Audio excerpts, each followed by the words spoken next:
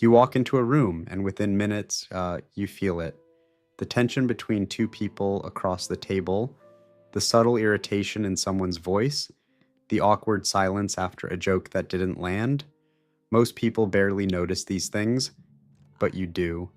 And by the time you leave, something strange has happened. You're exhausted, not physically, emotionally. And the confusing part is nothing dramatic even happened. Just conversations, just people, just a normal day. So, why does it drain you so much? If you're someone who feels deeply, you may have asked yourself this question many times. Why does being around people sometimes feel like running a marathon? Why do crowded rooms make your mind feel overloaded? Why do certain conversations stay in your head for hours, sometimes days?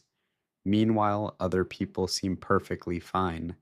They laugh, they move on, they forget. But your mind keeps replaying everything. Maybe something like this has happened to you. You go out with friends, everything seems normal. People are talking, joking, telling stories, but somewhere in the middle of the conversation, you start noticing things. Someone sounds slightly annoyed. Another person seems unusually quiet. Someone else gives a look that feels off, and suddenly your mind starts working overtime. Did I say something wrong? Are they upset? Is there tension here? You keep scanning the room without realizing it, reading expressions, analyzing tone, trying to understand the emotional atmosphere. By the time you get home, you feel completely drained, not because people were mean, but because your mind never stopped working. Pause for a moment and think about this.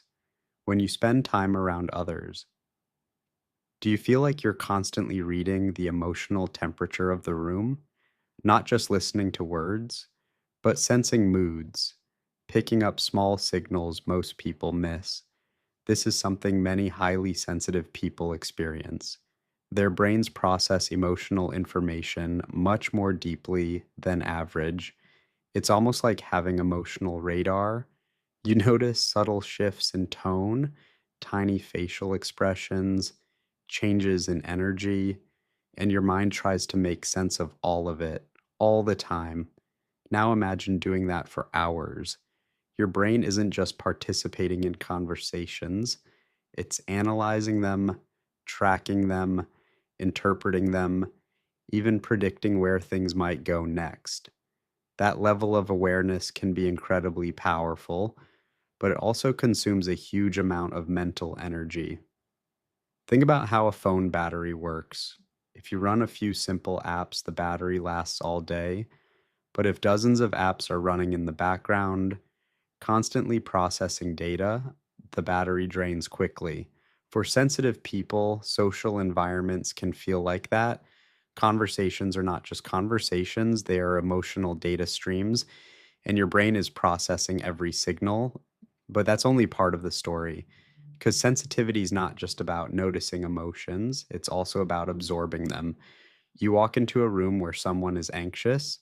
Without realizing it, your own body starts feeling tense.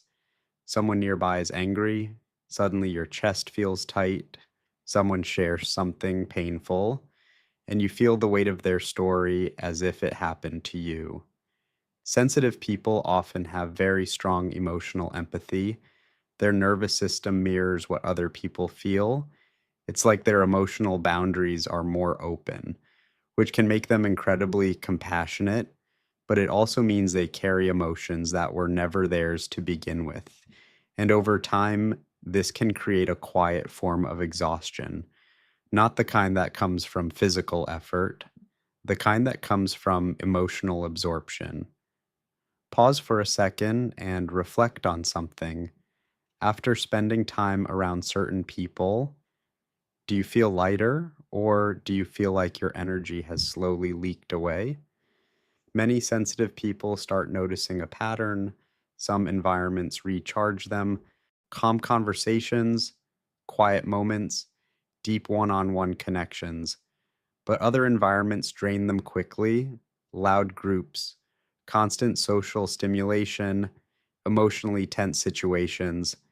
And when this happens repeatedly, sensitive people sometimes start questioning themselves. Why am I so easily drained? Why can everyone else handle this, but I can't? Am I just weak?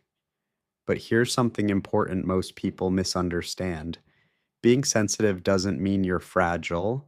It means your mind is processing more information. It's similar to having your senses turned up slightly higher than everyone else. You hear more, you feel more, you notice more. And while that awareness can be beautiful, it also means your system needs more recovery time. Sensitive people often need quiet spaces to recharge, not because they dislike people, but because their nervous system needs to reset. Silence allows their mind to stop scanning, stop analyzing, stop absorbing. But there's another layer to this that many sensitive people don't realize. And once you see it, everything starts to make more sense. Many highly sensitive individuals spent part of their early life learning to read emotional environments carefully. Maybe there was tension at home. Maybe emotions around you were unpredictable. Maybe you became the person who tried to keep things peaceful. So you learned to observe, to listen carefully, to notice what others were feeling. These skills helped you navigate difficult environments, but they also trained your brain to stay alert. Even years later, that alertness remains. Your mind keeps scanning rooms, checking emotional signals, trying to maintain harmony even when it's no longer necessary. And that constant emotional monitoring is exhausting, not because you're doing something wrong, but because your brain never fully switches off. The surprising truth is this: the same sensitivity that drains you is also the source of your greatest strengths. Sensitive people often notice things others overlook. They detect emotional shifts early. They understand people deeply. They can comfort others in ways that feel genuine and safe. They create environments where people feel seen. But those strengths come with a cost: awareness, empathy, emotional depth. These things require energy. And when sensitive people don't give themselves permission to rest, their system becomes overloaded. So if you often feel drained after social interactions, it might not be because you're antisocial. It might not be because something is wrong with you. It might simply be because your mind is doing more emotional work than most people realize. The solution isn't to become less sensitive. Sensitivity is not a flaw, it's a powerful way of experiencing the world. The real shift comes when sensitive people learn something they were rarely taught: how to protect their energy. That might mean leaving crowded environments earlier, spending time alone to recharge, choosing deeper conversations instead of constant social noise, creating small boundaries around emotional absorption, and most importantly, understanding that needing space is not selfish, because sensitive people don't get drained by people themselves. They get drained by processing everything those people carry. And once you understand that, you stop blaming yourself for needing quiet. You stop feeling guilty for stepping away. You begin to respect the way your mind works. And something interesting happens. Instead of seeing sensitivity as a weakness, you begin to see it for what it actually is: a mind that feels deeply, a mind that notices the invisible, a mind that understands the emotional world in ways many people never will. And when that kind of mind learns how to rest, how to protect its energy, how to step back when needed, it stops feeling like a burden and starts becoming one of its greatest strengths.